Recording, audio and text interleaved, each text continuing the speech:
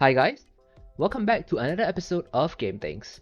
I'm your host for the week, Ming, and today we're going to start our episode talking about EA and the online servers for some of their games. So EA has decided to shut down some of the online servers for their older titles. These titles cover a pretty large amount of games across various genres, so we will only be talking about some of the more well-known games today.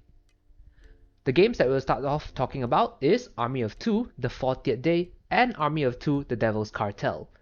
These two third-person shooter titles will have the servers shut down on the 20th of October. Another title that will have their servers shut down on October 20th is Dragon Age Origin. So by the time you hear this episode, you guys will no longer be able to enjoy the online services for these three titles. As for titles like Onrush and Mirror's Edge, their servers will officially shut down on the 30th of November and the 19th of January 2023 respectively. So do take note of these dates if you guys intend to revisit the multiplayer mode for these titles anytime soon.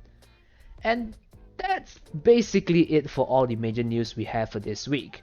But don't worry, we will be releasing another video this week to talk about the upcoming Resident Evil and Silent Hill showcase. Next, if you're looking for a more serious and hardcore game that you can enjoy with your friends, then you might want to pay attention to this, because the next title we're talking about is Apex Legends. Specifically the Season 15 update, which is gonna feature a brand new character called Catalyst and the brand new Moon map.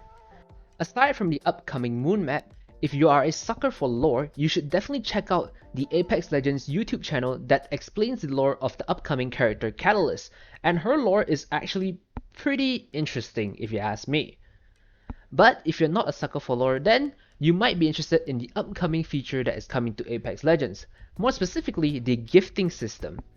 This upcoming gifting system will allow players to gift their friends gifts and the amount of gifts that they can give per day is up to 5 gifts. So effectively 5 gifts every 24 hours. This is actually a pretty cool feature if you want to surprise your friends. All these features that I mentioned earlier is just the tip of the iceberg of what's coming for Season 15. As the date of the season draws closer, we will eventually get more info, so be sure to stay subscribed to Game Things so we can keep you guys updated to all these upcoming Apex Legends updates. Moving on to our Flash News segment, we're going to start off by talking about an extremely popular and well-made title that will soon be available on PC. And that title in question is Spider-Man Miles Morales, releasing on the 18th of November for PC on Steam and Epic Games Store. This Spider-Man Miles Morales game is definitely worth getting on PC if you have never tried the game before. Even if you have previously played the game on PlayStation, I still highly suggest getting the game on PC because you will be able to see the weird things that the modding community can come up with for the game. And that will in fact make the game way more fun and interesting than you can ever imagine. I mean, just take a look at the mods for the existing Spider-Man game and you will get what I mean. Speaking of upcoming games, we got brand new gameplay footage for Sonic Frontiers, featuring some combat aspects of the game. And quite honestly, the combat mechanics actually look pretty darn good. The title actually for the very first time will feature a skill tree, and alongside the skill tree, Sonic will also gain some new abilities that make a ton of sense. For instance, Sonic can now release Sonic Booms as a ranged attack to hit enemies that he's facing, which is pretty weird that he has never had access to before. He even has an ability called Phantom Rush that is basically a combo attack with many after images, so kind of like a Shadow Clone Jutsu type of thing, but with, high speed. There are even mechanics like parries that will be featured in this game as well. And honestly, it's looking like a pretty good game that I personally am probably gonna try out. The game will be available on the 8th of November, so take note of that if you are looking forward to grab the game on release. Moving on from upcoming games, let's talk about some games that are getting updates soon, starting with Minecraft. Minecraft is getting a Batman DLC that will feature all your favorite Batman heroes like, Batman, Robin, Batgirl, etc. And you can even face villains like Joker, Harley Quinn, Penguin, and many more. Aside from the characters, you can also explore Gotham City and you can even ride around in the Batmobile to explore the city, which is pretty darn cool. To top it off, you can even get a free Batman cap character creation item to customize your character even if you don't get the DLC. Moving on from Minecraft, we're going to talk about OlliOlli's World's final DLC, Finding the Flowzone, which is releasing on the 2nd of November 2022. If you have never heard of the title before, it's effectively a fun and cute looking skateboarding game, which is perfect for you guys out there that are interested in games like these. The upcoming new DLC will include new challenges, new clothing, and customization options for you to deck out your character. So all in all, if you're looking for a just pretty chill and easy game, this game might be for you. That's basically it for our Flash News segment today. Now let's move on to some delays. The first delay that we'll start off with is Witchfire's early access, which has been delayed to early 2023. The reason for the delay is because the devs teams have decided to redesign the core experience of the game, which, well, at this point of time, is kind of hard to determine whether it was the right decision or not, but hopefully when the game is released, it is much better from what was first presented. The next game that has been delayed is Humankind's console release. It has been delayed indefinitely. The reason for the delay, based on my own opinion, is highly likely because Humankind is a really micromanaging intensive game, and if they were to release it for console, it's going to be very hard for the devs to actually optimize the console controls for console. I mean, it's a game where you have to micromanage things, and typically controllers aren't too good for this, which could be one of the main reasons as to why the game was indefinitely delayed. But hopefully the devs are able to somehow optimize the controls for console so we can finally get this amazing game available on console as well. Next, let's talk about some games that you can get your hands on right now. Starting with A Plague's Tale Requiem, available now on PS5, Xbox Series S and X, Nintendo Switch, and PC. We're once again back on the journey of Hugo and Amisha as they try and find a way to solve Hugo's curse of being able to communicate with rats. Compared to A Plague's Tale Innocence, the prequel to A Plague's Tale Requiem, Hugo and Amisha have clearly grown quite a fair bit.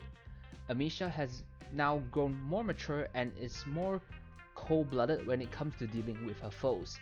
Hugo, on the other hand, has grown to slowly start to control his powers of being able to communicate with rats, which effectively gives him certain capabilities like locating an enemy's location using rats, or maybe even controlling rats to somehow take down your enemies. All in all, A Plague's Tale is actually a pretty good game and a pretty good franchise. If you have never played either of the titles before, I highly suggest checking it out as you will definitely not regret it at all. Next, let's talk about Uncharted Legacy of Thieves Collection, available on PC.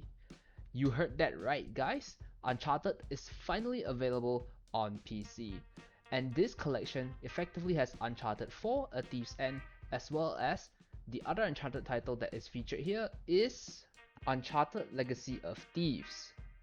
Both of these titles are definitely great titles that you definitely do not want to miss out, especially Uncharted 4, A Thief's End. I mean, it did win Game of the Year when it was first released, so it basically shows how great of a game it really is. Moving on from Uncharted, we're gonna talk about a very popular turn-based RPG game in the form of Persona 5 Royal, finally available on PS5, Xbox Series X and S, Xbox One, Nintendo Switch, as well as PC. So Persona 5 Royal is basically Persona 5 but with all the DLCs, and it's basically a enhanced version of Persona 5.